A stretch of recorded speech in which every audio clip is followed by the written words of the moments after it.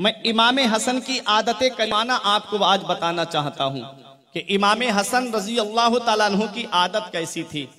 इमाम हसन रजी अल्लाह तआला अन्हु बहुत बड़े सखी थे, सैयदुल अस्खिया आपको कहा जाता है। वो हजरत इमाम हसन और हजरत इमाम हुसैन और हजरत अब्दुल्ला इब्ने जाफर रिजवानुल्लाहि ताला अलैहिम अजमईन ये हज करने के लिए निकले। इनके खाने पीने का सामान एक ऊंट पर लदा हुआ था और वो ऊंट कहीं रह गया, पीछे रह गया, यानी गुम हो गया। तो तीनों शहजादों को भूख लगी और जब भूख लगी तो एक औरत की झोपड़ी के अंदर तशरीफ ले गए। इरशाद फरमाया, क्या कुछ खाने के लिए है? उसने कहा, ये एक बकरी है, इसी का मैं दूध दूह करके ला देती हूँ। उस दूध को लाया गया, इमाम हसन ने पिया, इमाम हुसैन ने पिया और हजरत अब्दुल्ला इब्ने जाफर ने पिया। फिर उसके बाद भूख लगी तो आपने इरशाद फरमाया, क्या कुछ खाने को मिल सकता है?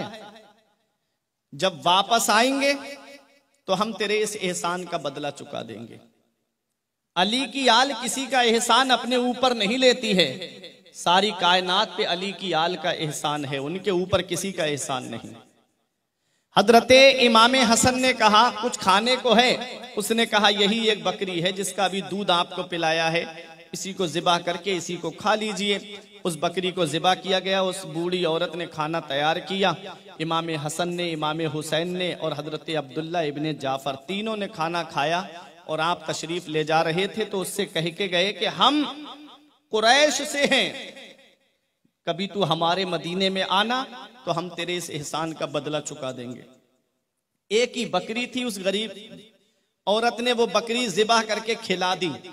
अब ये तीनों चले गए, उसका शौहर आया, उसने कहा कि आज बकरी की आवाज नहीं आ रही, तो कहा कि 3 नूरानी चेहरे वाले आए थे, सुभान अल्लाह, तेरी नस्ले पाक में है बच्चा बच्चा नूर का, तू है आईने नूर तेरा सब घराना नूर का।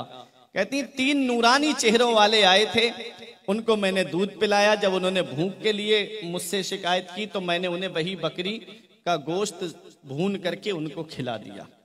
उसने कहा, यही एक सरमाया था हमारे पास में, तुझे पता है कैसी गुर्बत में जिंदगी कट रही है, कैसी परेशानी में हमारी जिंदगी कट रही है, तूने उस बकरी को ज़िबा करके उन्हें खिला दिया, जिन्हें तू पहचानती भी नहीं, जिन्हें तू जानती भी नहीं, उनके बारे में बता। बोली, मुझे उनके बारे में पता तो कुछ नहीं है, हाँ इतना पता है कि वो मदीने के रहने वाले हैं और मुझसे कह के गए हैं कि कभी तू मदीने आए तो तेरे एहसान का बदला चुका देंगे।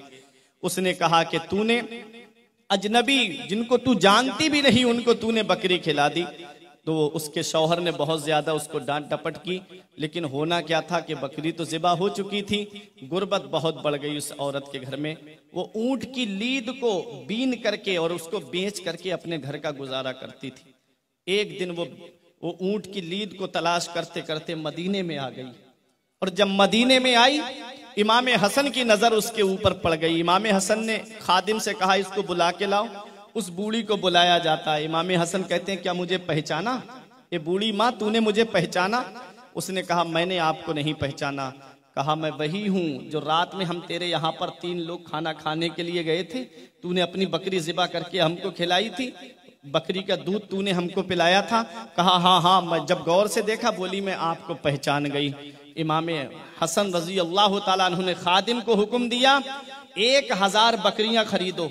सुभान अल्लाह, 1000 बकरियां दी और 1000 दिरहम उसको दिए और खादिम से कहा, इसे मेरे भाई हुसैन के पास लेके जाओ। जब इमाम हुसैन के पास में उस औरत को लेकर के खादिम पहुंचा तो इमाम हुसैन ने कहा, मेरे भाई ने क्या दिया है? कहा, 1000 बकरियां और 1000 दिरहम। इमाम हुसैन ने अपने खादिम को हुक्म दिया, 1000 बकरियां और 1000 दिरहम इसे दे दो। कितने? 2000 दिरहम और 2000 बकरियां हो गईं। अब कहा, इसे अब्दुल्ला इब्ने जाफर के पास लेकर के जाओ। जब अब्दुल्ला इब्ने जाफर के पास लेकर के पहुंचे, उन्होंने कहा, दोनों ने क्या दिया है? कहा, 2000 बकरियां और 2000 दिरहम। हजरत अब्दुल्ला इब्ने जाफर ने 2000 दिरहम दिए और 2000 बकरियां दी। 4000 दिरहम और 4000 बकरियां लेकर के जब वो औरत अपने कबीले की तरफ वापस हुई थी तो फिर उससे बड़ा मालदार कोई नहीं था। ये मेरे नबी का घराना है। तभी तो शायर पुकार के कहता है, खुद खाते नहीं थे औरों को खिलाते थे, खुद खाते नहीं थे औरों को खिलाते थे। अरे कैसे साबिर थे मोहम्मद के घराने वाले, कैसे साबिर थे मोहम्मद के घराने वाले। हजरात मदीने वाले मुस्तफ़ा सल्लल्लाहु ताला अलैहि वसल्लम का ये खानदान है। इनके दरवाजे से कोई साइल खाली हाथ नहीं लौटा है।